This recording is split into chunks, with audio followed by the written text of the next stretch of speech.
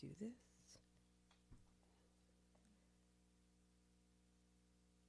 Today's Broadscast is brought to you by audible.com.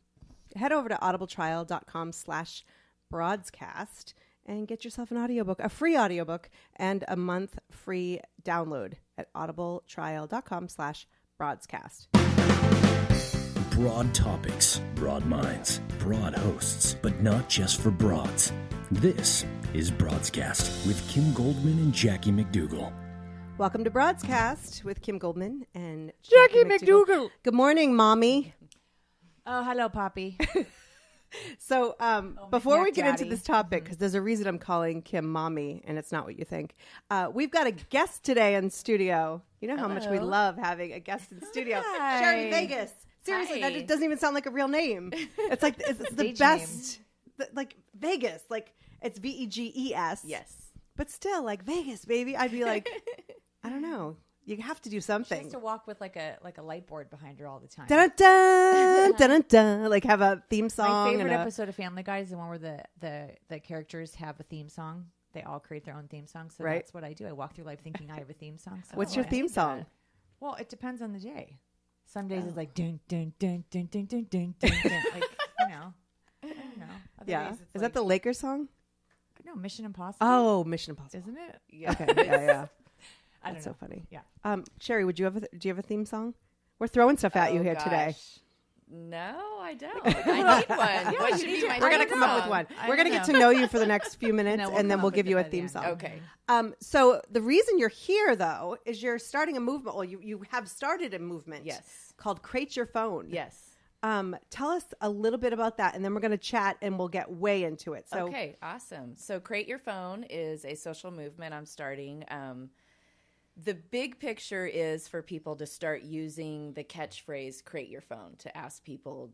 It's a nice, fun way to ask someone, "Hey, get off your phone and pay attention." So I created my product is this nice-looking wooden crate, and it says "Be present, create your phone." So a lot of my customers, and of course everyone in my family, has it on their coffee table, their dining room table. Brings back the family dinner. When you have get-togethers for the holidays, everybody puts their phone in the crate, and you're, talking with each other instead of being on your phone. So that's great for teenagers. And for adults. It sounds like a great and kind of a no-brainer in some ways. That we should be doing that. Yes. However, there's got to be like a visceral reaction to that when it comes to teenagers, and not even just teenagers, but like maybe, I know your mother-in-law's in the studio right now, so I don't want to like call her out. It's fine. But like, when you first say to somebody like, "Hey, can you create your phone?" Like, Yeah. what kind of reaction did you get? Well, it's interesting because you think it's only for teenagers and your kids, and my daughters say it to my husband all the time. "Daddy, create your phone."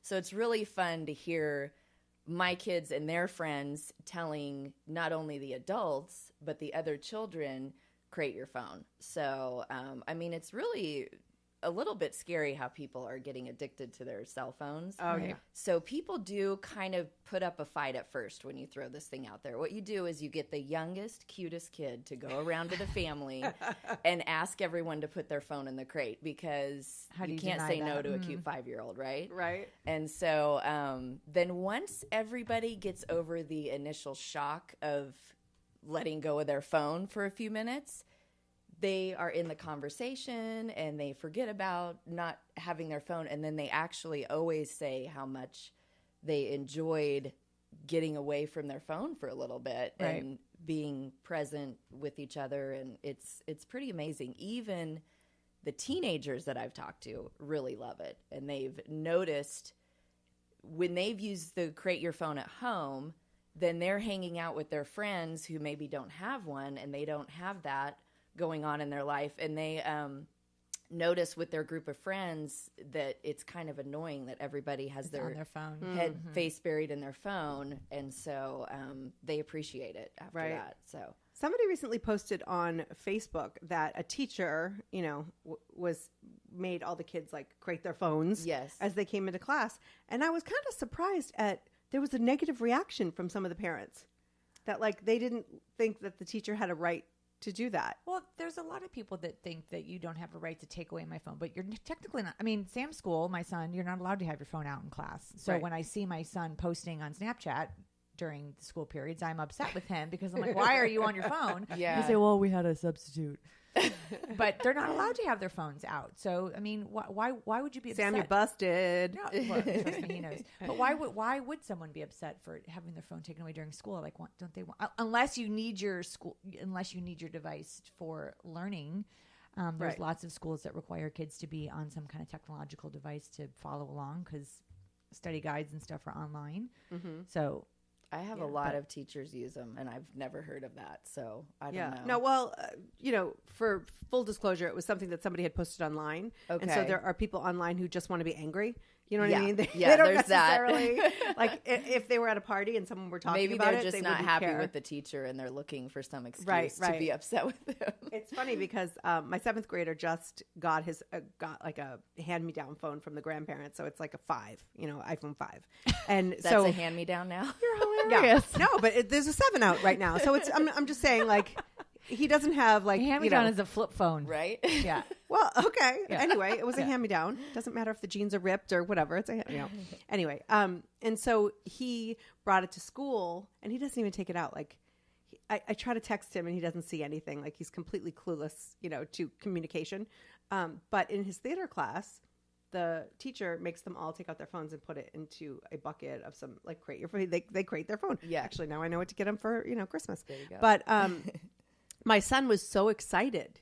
Even though he doesn't use the phone, he felt like he was so cool because he got to to put his phone away, to put his phone in there. He was like, I get to put my phone in there, because he never had it. So it's super funny. So you've been featured in Good Housekeeping, and with our good friend Jill Simonian over there on CBS. Yeah, she's been here.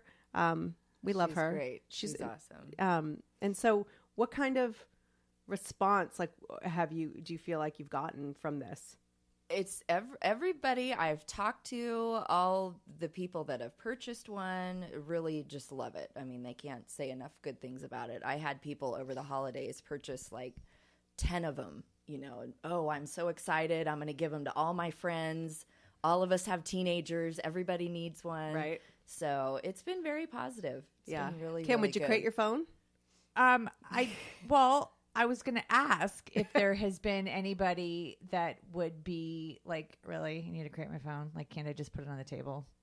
I mean, are there people that are like, this is a no-brainer? Yeah, I mean, I've talked to people, they stack their phones up on the table when they all go out to dinner with their friends, and then the first one to grab their phone has to pay the bill, and that's one of my little tags here. It has that fun little game to play. It's just there's not really a product out there that looks nice in your house that you can just buy and you're done with it. I mean, sure, you could use anything, but it's also a nice little catchphrase, and it's already made for you, and it just reminds you to create your phone. Well, I'm not criticizing. I think it's interesting that we're in a society right now where people are like, they need a catchphrase, they need something gimmicky, that it can't just be I'm turning my phone off. And you have to participate in the drop it in the bucket, or you have to put it in the crate. It's the new keys. But I think that's why I'm sort of being sarcastic with you. That when you ask me if I create my phone, I don't create my phone. I just don't have my phone at the table. I think it's so I understand, but it's something people are starting to talk about, and hopefully this movement will catch on, and then you won't need a device to ask someone to put their phone away. That's the bigger picture. Is I think we're just at the beginning of learning about cell phone addiction and stuff like that, and so hopefully people will just learn that they need to put it away. Well, I love what you said in the beginning, when it's on the box, create your phone, be present. I mean, I think that ultimately, however you get there, I mean, obviously we want people to buy your product and put it in here, but I think your message and your movement of being present and staying in the moment, I think is the most. And I think that's why people are responding. Not that they need a box, although the other brilliant side is it's like totally like fixer upper, country, like, I mean, it's two birds here. You know what I mean? It's like, I love Fixer. I love Fixer Upper, and just that whole like farmhouse, yes, decor and stuff. So it goes with everything. So it's adorable anyway. Like, and you don't have to deal with the kids going, "Where did I put my phone? Anyone know where my phone is?" Or me, or it's always off. But you did a lot of research before you came up with this, and the phone addiction is very real. It's I mean, I was looking, and I'm gonna have to pull up my numbers. Like 71% of teens are addicted. Well, maybe I'm totally. Well, are they addicted, or this is all they know? I mean, I'm curious. Like, I think the interesting... 77. Sorry, Kim. 77% of parents feel their teens get distracted by devices and don't pay attention when they are together, and then 41% of teens feel their parents get distracted. That's the interesting part. More teens Where are they learning it from? Right, and more teens would probably feel it if they would look up from their phones and realize their parents are on them too. But how do we get here? Yeah. Like, what do you? I mean, I know that you're not like an expert in this conversation is always like we're just very casual, and everything we say. We skipped the whole beginning of the show, like. So I think that's the point, that like we're all fluid. So we're going to get back to I do. Oh yeah, we say we're going to do things and then we move in total different directions because you were much more interesting. But we are going to get back to that topic. So how do you think we got here? Because obviously you care about this topic. Yeah, I think it just kind of organically happened, and before we knew it, it was a problem. So, but to go back to the addiction part, I've seen videos where parents like take the phones away from the children and they have a meltdown. So I mean, it's a pretty bad addiction sometimes. So I think it can definitely be an issue. I think there's a lot of power with having the access to social media. I mean, on one hand, it's awesome. It's great. You can work remotely. You can check your email from anywhere. I mean, it's a really good tool to have, but we got to learn to not abuse it. And I think that's one thing that, people started using it and it was so easy. And then it turned into abusing it where you always are checking it all the time because it's like this, thing in your brain goes off when you hear the ding and you're like, oh, I got to check and see what's going on. I don't want to miss anything. So that is the pattern that we have to break now and figure out how can we get away from that and use it but not abuse it. So. Well, I think we're a society that has difficulty in creating boundaries no matter what we do. And so that's partly that we're now instant gratification with texting. So now if someone doesn't respond right away, you're like, why aren't you responding to me? I'm like, I'm peeing. Like, or, but that my son is notorious for that. I mean, why aren't you answering? Mom, Mom, why aren't you answering me? I'm like, but when I text him hours later, right. But we're of a society where you require instant gratification, and it's really hard when you're especially a professional to create hours. Like we all work ridiculous hours already, but now those hours spill over into evening, dinner, late night, because emails come. Like I'm notorious for that. Like I do a lot of my emailing late at night because it's actually when my mind is the clearest, and so I can appreciate, or the drunkest. I can appreciate the feeling from the person I'm sending it to on the other end that's going, oh my god, why is she emailing me at 1:00 in the morning? Now what am I? A, why am I awake at 1:00? And B, do I have to respond to her and establish? And I have to be mindful of that when I do my work at night, because that probably sends a little bit of anxiety up the spine of the person I'm sending it to. But that's a good point. But I think that it's, that I hate. I mean, and so over the weekend, I try not to do work on the weekend. Am I bored? My staff will email me. I'm like, I'm not answering. Yeah, it doesn't. And I tell that to my coworkers who are in New York, so they're 3 hours later. And I will say to them, just because I send an email doesn't mean you need to respond.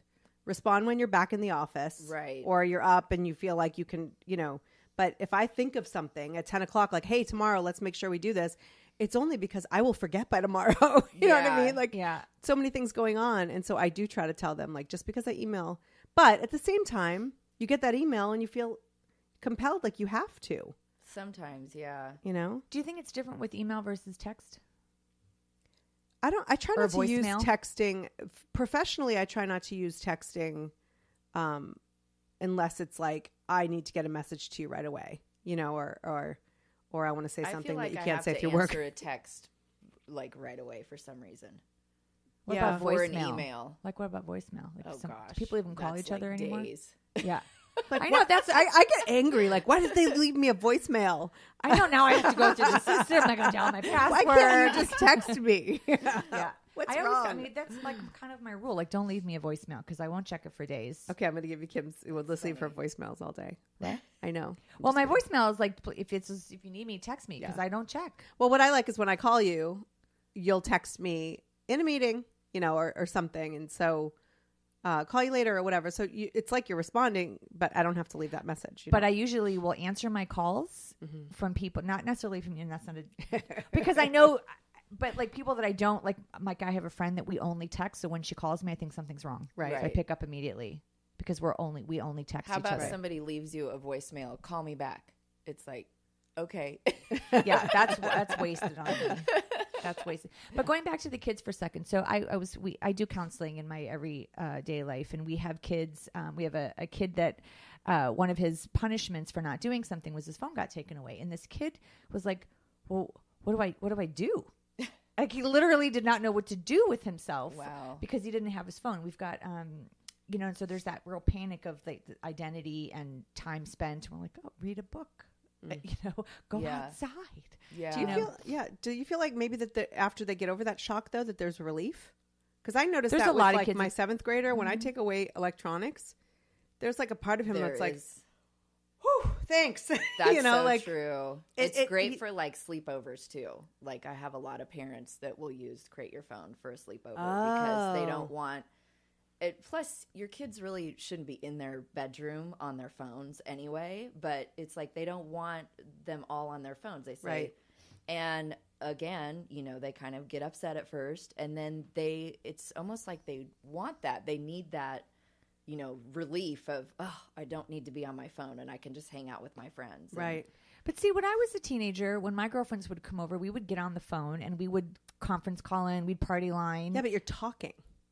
Yeah, but our kids, well, it depends on what we're talking about. And so, like my son on his phone, he's texting and he's doing Snapchat with his friends. So there's interaction. He's not on his phone playing video games. So when he's got his friends over, I see them all doing stuff, but they're sitting side by side and like participating together, not like each sitting in different corners of the room on their phone. Right. Yeah. So it's in my head, it's the equivalent of what I did when I was their age, when I had people. But they're over. Are they having conversation? Are Yes, they interacting? Text, but that's how they communicate. We didn't have that luxury when we were growing up. I think that's fun to have like a little bit of that, but also having that one-on-one conversation is what people aren't really learning how to do anymore, and that's important. How old are your kids? 7 and 9. Okay, so they're not at the young. age yet to. My 9-year-old has a phone. Yeah. And so a boy or girl? Girl. And so girls. Is she like obsessed with her phone? No, because that's one thing. We had her sign a tech contract, which is on my website, createyourphone.com. So, and it's a really great tool. We went through it with her and told her the responsibility of the phone and, what she was expected to do and not do with it. And so she's really good about there's certain times she can use it and certain times she doesn't have it. So she's not there yet. Hopefully we'll keep that from happening. Right. And I think it's a personality thing too. I don't think every kid is necessarily like my 10-year-old loves electronics. She loves that she can do that, but she also is like, I want to go outside and play. And I love that about her. She just has it. It's inherently in her that she needs to go outside, be physical, run around, and see, for my kid, it totally helped him with his ability to socialize and, not that he wasn't social, but he was always like the shyer one. And so this has helped him come out of his shell a little bit in that regard. But that makes sense. Yeah. I mean, I think every kid, but he's not upset. He puts it down and, he's not on there constantly. Whereas I see other people just like they can't communicate without, Right. But it's not just teenagers because, I won't mention any names. But it rhymes with smother-in-law. Just kidding. But like, they play those trivia games or my husband with Candy Crush or, like Jackie with Twitter. No. You're better. I don't tweet as much. No, but I love this stupid dots game that I like make squares. You know, it's just I had mindless. to get that game off my phone. Well, you know, I mean, everyone knows by now. Like, I had to delete Candy Crush because it made me ragey. But when things are timing me and chocolate's coming in, and like I don't have, you know, I'd have to be on medication for that. But but the point is, like, we all kind of, I noticed that with my husband, like, constantly playing Candy Crush, not to the point where he's not necessarily checked in, but you know, we do need to be reminded. It's not just teenagers. Right. Well, I find it annoying when I'm having a conversation with someone and we're making eye contact, and then suddenly they start doing this, and I'm still making eye contact, but someone is now over here on their phone, and I'm like, wait, I was still talking. Yeah, and they're just totally yeah, like, when did the person who is not in the room become more important than the person who is? Boom.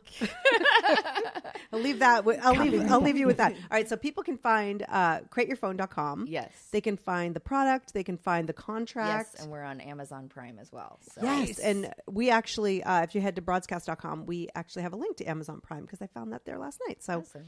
All good. So I just think that anytime we can create the conversation to move society, and we can create the conversation. Like boom! It. See, I just did that. I don't think we want to create it. Create, like create. Sorry, Kim, that was awesome. So we have to make America great again. Oh, see, we got this. Okay, seriously, boom. But I think it's a great conversation. So before we let you go, because you know we like having people in the studio, because otherwise it's just the two of us and. We're going to throw down any minute. So Kim and I were recently out at a restaurant, and Kim, you tell the story. It was so much better. We were at a restaurant. We were chatting with each other, and there was a couple that had walked by, and the man said to his wife, who was a good 5-10 feet in front of him. Yeah, like he yelled to her, Yeah. Okay. Mommy. Yeah. Mommy, can you get me a beer or a drink? But I forget what. Mommy, can you? And no children around. Okay. Okay, so there's the face. Okay. So for those of you at home, the face was what the. So what is your feeling about spouses calling each other mommy or daddy? Where the mommy at the beginning. Yes. From. Okay. So what do you think? See how we tie things in a very How old were they? Our age range. So we're in our. I'm in my 40s. I can't speak for you. I know Jackie's age. I'm in my mid 40s. But I want to make the point clear that there were no children around. There were children at this restaurant, but we did not see any children near them. Yes, I just mean there wasn't like a family standing. This was a spouse talking to a spouse, asking the spouse for an alcoholic or a drink, yelling, mommy, can you grab me get me? And it was just in this way of like where, I mean, if there were a record scratch or like a car screech or some sort of sound effects, like Kim and I both turned our heads like, what So do you have a thought? It seems, I feel like my grandparents I used to see people, like older people do that. But I don't like that. Yeah. Really? But it was kind of endearing. No, yeah. Remember when like maybe like mother, he'd refer to, like he'd call, you know, like in old movies or old TV shows or like not mommy necessarily. Not mommy though. Yeah. Okay. That's but odd. When the children aren't around.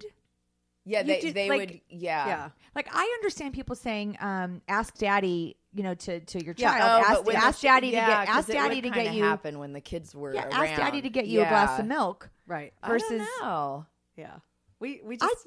Okay. That's odd. It's not right. The thing is, we did ask our Broad Squad about this because we were like, is it just us? Well, I worry because I feel like you've lost complete identity when you can't be referred to as honey or sweetie or Bob and Mary, that you are. It's so funny. It's my parents' names. Like you just pulled that out. Oh. I did. Look at that. That was sweet. Look at that. Anyway. I don't know if it's an identity thing or just the fact that like you're in a romantic, one would hope a continuous romantic relationship, that maybe that would, you know, when we talk about people and the divorce rate and disconnecting and all that stuff, like if we just become mommy and daddy, There were lots of people that do this on our Broad Squad. There were not a lot of it was kind of split with people that were like, ew. Well, yeah, and also those who do it, they're a lot quieter because they're like, "Are you making fun of me?" I am. But here's the way Kim formed the question. Do you refer to your spouse as mommy or daddy in non-parental moments? For example, the kids are nowhere to be seen. Would you say, "Hey, mommy, can you grab me a beer?" Or, "Hey, daddy, can you grab me a tampon?" So I think that the Broad Squad already was like, I'm not sure I've ever asked my husband for that, but the point it wasn't like, that the kid, like that it was in a parental form. I was trying to do something that was non-parental that, I don't know. I just and they were there was no way that was his mom. No. Oh no. Okay. Oh no. It was interesting. Anyway, and what about what was the other one? Well, one of them, one person did say that her father referred to her mother as mama. So I'll take hot mama, badass mama, any of those. So one person said, "I also cringe when I hear a parent refer to a child as mama." Double ick. Yeah, that drives me nuts. But I think that's a cultural thing. Like, when you hear a parent, she's like, "Come on, mama," like to the kid. Yeah. I think I've seen that before. Yeah. But I don't know. I feel like that's, yeah. I don't know. I think that in that way, mama's like a term of endearment. Or... My sister calls her daughter sister. She's like, "Come on, sis." Oh, really? Yeah. Maybe it's just Wait, dreaming. does she have more than one kid? Well, she has a son and a daughter. Yeah. Okay. So she just calls her daughter sis. Okay. So do you remember the show was it Berenstain Bears? Berenstain. Yeah. That's a whole. Yeah, it used to be Berenstein, or didn't they change it? No, it's people say Berenstain, but there's a whole thing because it's actually Berenstain. Okay. People say Berenstain. I looked it up because one of Sam's friends got me on this, and we were at McDonald's, and so the kids were talking about it. So I'm over there on my phone. They're like, "What are you doing?" I'm like, "I'm checking up Berenstain Bears." These kids that Sam used to go to elementary school, they used to call each other sister and brother. I never knew their names for years because they were sister and brother. And that's what on Berenstain Bears they call each other. Sorry, I'm coming back around. Yeah. Coming up next, Caillou. I mean, so anyway, got me started on Caillou. But it's nice to have somebody else in the studio. We could talk parenting. Thanks for having me. And people can go to createyourphone.com and also over to our website to find it. And what's the price point for $20? $20. So, and it's a cute gift, especially like, I think I was looking up, like you could put other things in it too. Yeah. On my website, I have a whole page of gift basket ideas. So, for example, we did one, we put a bunch of games in it and we called it game night. So you could give that to a family. Oh. My daughters love different book series. We put a whole book series in there. It's a great teacher gift. We have an Easter basket one. And then that's you can cool. Keep the crate. What's put your flowers background? In it. I'm a graphic designer. And a stay-at-home mom. Yes. And so we didn't, kind of talk about the fact that here you were doing your thing, being busy, 2 kids, the whole thing. This popped into your mind. Like, what made you go from, hey, I have this idea, like 10 million a day of us have, right? When you see something on Shark Tank and you're like, that was my idea. I never did it. What made you go from like, hey, I have this idea to actually doing it? Well, I actually just wanted to get a gift for a friend that has everything. And so I'm pretty crafty. And so I was like, well, I'll make her this, phone basket or whatever. And that's where I went and bought a bunch of different products and found the crate. And I wanted a saying that would come across and let people know, hey, put your phone down. Like, this is what this is for, but really quick, simple, and not put people on the defense. So my husband said, why don't you say create your phone? So that's where that came from. And then I made a few for friends and everybody just loved them. And they were like, you need to make these. And I saw that there wasn't a product out there to purchase for this. And it's, kind of becoming a thing that people are talking about. So I decided to do a whole social movement behind it to create your phone. Do you have other products that you're now? I'm working on other stuff. I mean, I have like bumper stickers and stuff like that, but I'm going to do a bookmark. I thought would be a cute idea. I just saw somebody had actually on the news up in San Francisco, the power went out up there. I don't know. They lost the internet and they Did they interviewed die? one of my friends that pretty close.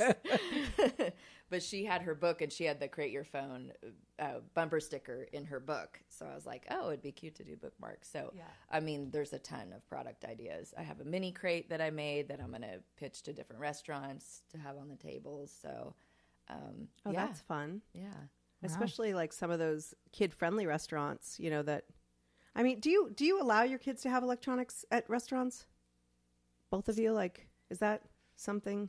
I don't, but not typically, but if I feel like we've had our family time and we're with a bunch of friends and now we want to have our friend time and that's going to keep them busy for a few minutes, I'll let them do it. But then there's no judgment. I'm just but I'm always judging. I mean, there's judgment, just not out loud. No, I'm kidding. Yeah. But I mean, because I do the same thing. I don't start off with the phones.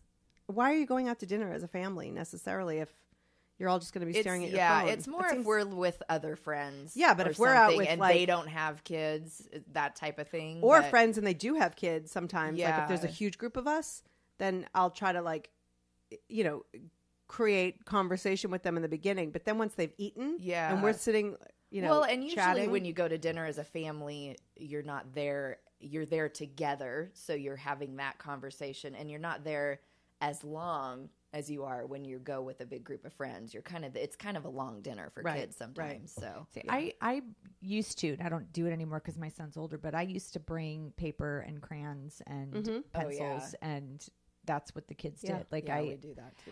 I don't know. I feel like I just, when I'm out and I'm paying and we have time and we're sitting, so I'm not a fan of the social media at the table or the phone. But I have to also then be the one to turn mine off, and I put it on in my lap or in my bag.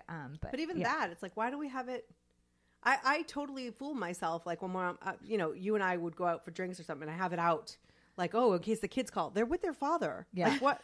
Everything's fine. The house isn't going to be in flames. Yeah. Well, for the 45 minutes I'm having a beverage. But what I have to say to myself when I'm with my son, nobody needs me. Like, I'm with the person that needs me, you know, so anything else can wait until later. I mean, my only time is I think like my dad, because my dad's been dealing with some health stuff lately. So I get like a little nervous about that. Right. But generally speaking, there's no urgency, you know, and I have on my phone the do not disturb. And so the only people that can get through are the people that need me. So, you know, if you put the do not disturb on, the people that need you can get through. So other than that, there's no real. On there, am I? I'm not on your need list. Yeah, I block everybody with the exception of my favorites. Oh, and my favorites are my emergency people. And yes, you're Jackie, you're on there. But it's mindful because I have a job that pulls me constantly, and so you know, and I do a lot of things in my life that all on different time zones, and so it really can be. But when I'm out with my kid or I'm out, like I want to be in the moment, and I'm trying desperately to like put this away because I also think that it sends a message to the other person. So like, I'm not on mine, get off yours. And so we have a rule with our friends too, that whoever looks at their phone first has to pay the bill. Right. I love it. Yeah. I love it. Well, Sherry Vegas, thank you so much Thank you for having joining me. us today. And head over to createyourphone.com, people. Buy one. It's a great gift. I think I'm going to like end of the year, put some like thing of flowers or I don't know. So many ideas. Apples. Anyway, come on, apples. Apples. We'll be right back right after this. Subscribe to Broadscast on iTunes.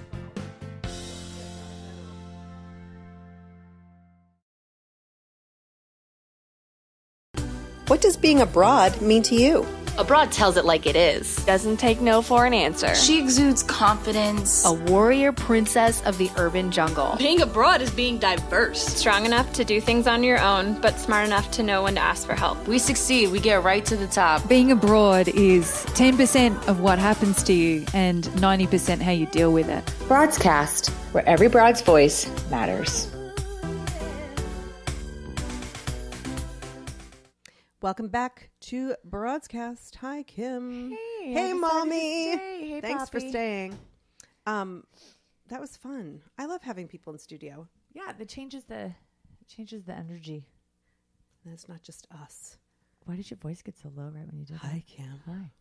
So, what else is going on this week? Okay, so I have a question. We've talked about this a lot, and it's actually come up in our relationship over the years.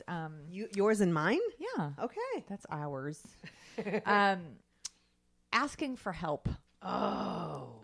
So I go through this myself, but I was having a conversation with a friend of mine who I've known, oh my gosh, I don't know, since our kids were 8 and my son is going to be 14. So our kids play basketball together, so we've been around each other for a very long time. We spend a lot of time together as families. So we have a basketball tournament coming up this weekend, and it is a thing with our group that if the kids can come and mom and dad or guardian cannot, just let the group know so that someone can take the kid Makes to sense. the event so that the kid doesn't lose out because adult has another commitment. So there's a kid that was on the list that it was a question mark, and so I reached out to the parent and said, "Hey, is so and so available? To play because you were a question mark." She says, "Well, I can't get him to the game." And I'm like, hello. So anyway, we've been going back and forth this whole week. She did not want to ask me to drive her kid. Now, mind you, I was going to the same exact place. And she lives near you? Yes. And so she's like, you know how I hate to ask for help? But she has plans that weekend. So she was thinking she would drive 45 minutes one way, drop her kid off at the place, and then go an hour and a half the other way, and then figure out how to get him back. I was like, dude, she was so upset, like nervous to ask for help. Finally this morning, she's like, okay, fine. I'll ask for help. That is a very, very common issue. I know. Yes. What is that? And you used to do that with me, like, and with each other. I mean, but well, you're just as bad. That's you were ill one time, and I had to like force myself to, upon you to take you to the ER. This is true. Well, that day when I passed it on the floor, I'm like, ew. Yeah, we knew when you passed out that it was probably a good idea that I took you. No, but I do. But my point was that I was like criticizing jokingly with my friend going, girl, like, what is your problem? Now, I have a situation next week where I'm in the exact same boat that Are you asking me? No. I need help. And I am struggling with how to do that because I feel like it is such an imposition. Now, it is on the way for someone. They're going to the same exact place. And the kids are probably thrilled that they can team up. What is that? What is that? That's a good question. I want to ask the listeners here, tell us, do you ask for help? How do you ask for help? Do you have tips for just getting over yourself and asking for help? I mean, I think, I don't want to do this like society, but I think that especially with social media and that's been around since 2009, Facebook and stuff. It's like, it looks like everybody is doing everything and handling their crap on their own. Right. And I think sometimes it's easy to think that we are the only person who is struggling, and we don't want to necessarily, I don't know if it's that we don't want to look like we don't have it all together or, well, you know what happens with me? It's like, I feel like I don't get asked for help as often as I feel like I need it. And so then I'm like, I have to space out my favors. Right. But I realize that there is a family, and she's amazing. My friend Tracy Thompson, love you to pieces. She helps me out when it comes to our boys. But like, there have been lots of times she'll ask me to pick up the kids from school because she's working and the husband's working. But my asking for a pickup is at a faster rate than her asking. So I'm like, I don't want to bother her again. Like, right. And so it's totally my thing, because what my friend will always say to me is, it is my pleasure. Thank you for asking me. Like, because there is an opportunity to be of service to somebody. And so me begging my friend with basketball, please let me do this. Like, go have your kid-free weekend without the stress, because I'm already going. Like, and I love your kid, and our kids are, and it makes you feel good, and right? It makes me feel good. Yeah, it makes me feel good to help people too, and yet when you turn it around, it's really difficult. Like, for example, like one of my kids needs to be picked up today from school and hang out for a few hours with my neighbor. Now, let me just paint this picture for you. We joke, she's got 4 kids, I have 3 kids. We joke that we both have 3.5 kids because one of her kids is constantly like, over here. And so it's a very, very fluid neighborhood, which I love with our 2 houses. And so any number of kids could be at each other's house at any time. So for me to ask her she already picks up my kid, just to hang on to him for 3 to 4 hours is probably not a big deal. But it took me like, I don't know, she's got things to do. And he's 11 years old. It's not like he's 3. Yeah. Well, it's funny though, when my son was younger, you and I have a mutual friend who has 2 kids, and our kids are similar in age, and it was constant, like just throw 2 at 1 or 1 at 2. And like they were always together, because at some point, what's one more? Right. And it was so much easier, I think, to ask for that when they were younger, because it occupied the kids, to be honest with you. Like, it's a distraction for the kids and whatever. But now that they're older, I just feel like I should have this more together, and I shouldn't be. It's so stupid, because why is that? I don't know. But my point is, I'm feeling like it's not just me, because my friend who I've been trying to convince all week, let me take your stinking kid. Maybe that's the next movement, is like learning how to ask for help. I do that. Like, I'm admitting this here. I mean, it's not really a secret if you actually think about it. Broadscast exclusive. Broadscast exclusive. I have trouble asking you to do things for our show, because it's so funny, because you and I both have lives outside of this. We have projects we work on. We have other things, and we're both so tremendously busy. But like, I'm just like, oh no, she doesn't need this. I put this full on her. disclosure. This is how our conversations with Jackie and I go. I know you're really busy, but can you? I'm like, you are just as busy. Like, you always. And so we've talked this out off air. So this is not me airing our dirty laundry. But I remember saying to you, like, it used to make me feel like I wasn't pulling my weight, because you decided for me that I was always too busy. And then for me, I was like, oh my God, Jackie's doing everything, and she's drowned. Like, it created tension with us, because we had made assumptions about the other one, because we were too proud or too whatever it was to just put it out there. Now it's much easier. But then the other day I was like, please give me a task. Like, and you're like, oh, and I accomplished and it made me feel like, I mean, I have one more to do, but like I felt, and then you took one of my tasks. I was so upset. I totally took one of your tasks. Took one of my tasks. And it's funny, because I had a friend who was complaining about that recently. I can't even remember who it was, so I apologize if you're listening, but they were complaining about, I know. It was a sibling thing, and then the sibling had asked her to do something, but then the sibling did it anyway, and she was really upset, and I was like, oh my God, I do that all the time. But like my point, we do that, and I think it's inherent in a lot of different places in our professional life and our relationships with our kids. Trying to, we're always trying to create independent children and adults with, via our children. But there is this weird thing as adults. I think I don't know what it is that we just, and I see it in relationships too. Like, if I ask my husband to do something, his timetable and my timetable are not the same. Right. And so, if that's not on the top of his priority list, I end up doing it. And then he's like annoyed, because he's like, you asked me to do that and I would have done it. And I don't want to be like, well, you didn't do it fast enough, because clearly nothing's fast enough for me. But so here's the thing. I mean, I've talked about this with my staff. We added someone to our team at the Youth Project, and so things have been moving a little bit quicker. And so one of my board members acknowledged it, and I said, I have someone holding me accountable. I have someone that I am accountable to, and we've put a timetable around things. And so I'm learning, like when I ask so-and-so to help me with something, that it's like, okay, I need this by such and such date. Right. And when someone does that to me, let me create the timetable, or like how I'm going to get it done, but give me a timetable. And then the waiting, like is the hard part. So like if I say, that's what Tom Petty says. Yeah. But, oh, funny. But I mean, like with you and hubby, not that you need this, but like if you want him to do something, you need to say by this day. Yeah. And then you have to just sit and wait. And it may be 3 minutes till closing time that he gets it done. But if that's the timetable, and I think that, talking again back with Sherry, that like we need to create, boundaries and expectations. Otherwise people are just, they're freelance all the time in every element of their life. They're just free birding it, Right. Yeah. Well, I mean, I think, but I think it's an important conversation to have, because when we ask for help, it really does. We think that we're such a burden, but in actuality, it allows that other person to be there for you. And that's when relationships. So, Brene Brown, she's a researcher and a speaker. She's like Oprah loves her. I produced a conference last year.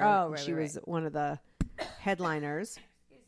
And she has a very popular TED Talk she did years and years, like 2010, years ago. And it has like millions and millions and millions of views. And she talks about the power of vulnerability. Mm-hmm. And, I think that somewhere down the line, she's right in that we lost the ability to be vulnerable, and to be vulnerable will actually get you, like, bring you closer in your relationships, to be human and I think that we're all so surfacey, whether it's social media or, I know me, like I work from home. I am with my kids when they get home from school. We do the studio is out of my house. Like, I don't necessarily interact with people and friends and women and have those connections in my daily life that allow me to feel fulfilled by relationships outside of my family. Mm-hmm. Do you know what I mean? Yeah. And I think that allowing people to be there for you, like the time, I had to take my husband to the urgent care, and you totally offered to come. And I was like, yeah, okay. And the whole time I was anxious that you needed to be home. Right. Yeah. But it's important to need people. And I think also where we live in California, we are not necessarily around, most people aren't around where they grew up. They aren't necessarily living in a community where they are going to run into high school friends, up the street, or their parents down the street. But I think there's also, that moment where there's a trust level that needs to be that eventually is established. Like, I wouldn't have offered to come and hang with the kids that night if I wasn't capable and able to do that. So you and I have gotten to hopefully a place. I mean, I know you were anxious that night, but I don't know if it was much about me as it was about the situation with your husband. But that I wouldn't have offered to come if I couldn't. Right. Like, I'm not going to offer to drive my friend's kid if I can't. Like, I also. But you say that, but at the same time, it doesn't necessarily mean it's like totally convenient either.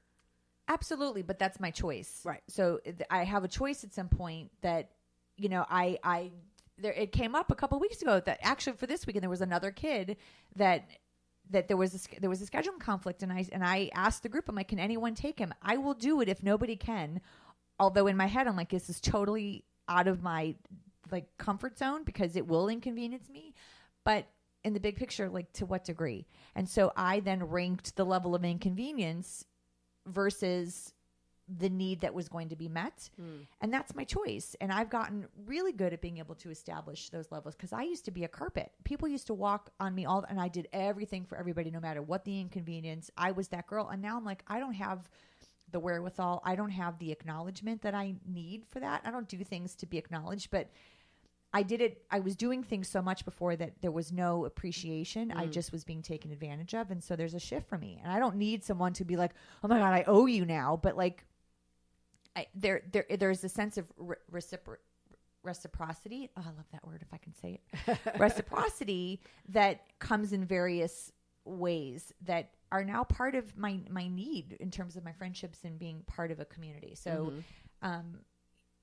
I do, but like someone asked me last night to do something. And I was like, no, thank you. And I didn't feel like I needed to give an excuse. I just, no, thank you. And I didn't get any response from the person. I was like, I wonder how that went over, but I don't need to I don't need to go through all the hoops, and so it was establishing a boundary. It was establishing, an expectation from an acknowledgement of what I was being asked for, but just like, no, thank you. That's not something that I can do, even though, there was an ask of me, but I was like, no, I'm good. Thank you very much. Right. Not in my wheelhouse today. I find still a lot of women will decide how much trouble it is for that other person and make choices based on, and this is one thing that I've worked on, is not making choices based on what I think that how it will inconvenience that person or how that person would react. Like, so, I have a friend who will decide not to do something that may end up being frustrating for those around her because she didn't want to put anybody out. And so not putting someone out created more frustration and anxiety. Does that make any sense? But no, I have had that situation also where I was asked to do something and the organization involved to get my kid, get my dog, get the car, like I was like, it is causing me an incredible amount of anxiety rather than just asking one person to assist. The whole thing, it was too much. There were too many moving parts, and I was just like, forget it. And I can appreciate that too, but there are other times where I'm like, there's no reason to add the extra stress if you just ask for a favor, ask for help, like right. But the thing is, like in the past, you may have said yes to that, and not done any of the jobs correctly because you tried to do it all for everybody. Yes, that has happened, and I've also said yes to things, and then when the moment comes, I'm like, why did I say yes to this? Oh, that's me. Like, there are memes out there that are like, when you ask me to do something, I'm like, totally. And then that night comes and I'm like, like I have to get out of my pajamas, Okay. So we're going to switch gears really fast and we have a couple minutes left, but I have a question. Would you rather buy tickets for an R-rated movie for a bunch of 14-year-old boys? Oh, we got to put this in our Broad Squad group. By the way, people, Broad Squad, look for it on Facebook. You can join our group and get some of the scoop and be able to voice your and then you can opinion. Judge me for my and decision. then you can judge Kim. Without the parents' consent? No, the parents know. Oh. Did all the parents say yes? Mm-hmm. Oh. Well, okay, it's really not about the question really is, would you let your kid go to your well, and I'm not going to be there, so I'm trying to sneak the kids. So here's the thing. My son and his friends are walking home from school today to go to a movie. And I got to be the cool mom that gets to go and buy them all the tickets. And so I'm like, wait a minute. Am I the cool mom because I said you could go to the R-rated movie? Because I was going to take them and then I got uninvited. So I said, I will be happy to do that, assuming that all of the parents know that that's the plan. Like, I'm not sneaking anybody into an R-rated movie without the parent. So all the parents know. According to whom? The kids. But okay. I mean, I know these boys, and at some point, the kids have told me that mom and dad know. They're giving kids money. They know the plan, walking home after school. I'm meeting them at the movie theater. I'm holding onto their backpacks. Well, anyway, the problem is I'm not going to the movie. So how do I get them into the theater? Because they have to be accompanied by an adult. So now I'm conniving with my kid as to how to sneak them into the theater. Is that bad? So you're not driving them? They're going to walk. They're walking to the theater from school. Can you meet them at the theater and get? I am. So I have to meet them and give them the tickets, but I am not purchasing a ticket. So when we walk in to get them in, they're supposed to be accompanied by an adult into the theater. So I've concocted a lie. Well, but give them all their tickets and stand behind them like you're going in, and then they're all in, and then you say goodbye. Okay, but well, that's the plan. But I have to come up with a reason why. I'll be right back. I'll meet you guys in the theater because they're technically supposed to be accompanied. Is that what it means? Accompanied, like in the theater? I don't know. Or does it mean like permission? I don't feel know. like if you bought the tickets. I know this is. There's nothing on Google. Well, if we had more time, we'd be calling up the theater right now to find out the. I know. So I have 3 different versions of what could happen. So, but I'm like concocting this story with my kids. Just hand them the tickets. They go ahead, and then you say, okay, I'll be back. And then. Right. But what if the guy, I know, but I this is what happens when you're an honest person. Like, I'm trying to fool the ticket taker at the theater. I have a feeling that the ticket taker has other things going on in life. I know, but this is causing me agita today. Yeah. Agita is Yiddish, people, for stress. The resident Jew in the room. We've got a language lesson and everything. So, Kim, our show is over. Oh, I thought we had 2 more minutes. No, it's overtime. It's not overtime. It's overtime. So I'm just saying we've got to go. Follow us on or talk to us on Facebook and Twitter, the Twitter at Broadscast, and also Instagram. Not Snapchat, although no, Kim Goldman is the funniest human being on Snapchat ever. And what did I tell you? If you ever make me do Snapchat for Broadscast, I'm quitting the show. So at least now we know how to get rid of Kim if that were ever our goal. Oh, I can't. That's I know. Private. Snapchat is very confusing to me. So, but please go and subscribe on iTunes and all that good jazz and all that stuff. And we will catch you next time for sure. Peace out, party people. Right? Why do you call them party people? Because everybody's having a party. Bye, peeps. You are listening to Broadscast. For more from the Broads, head to broadscast.com.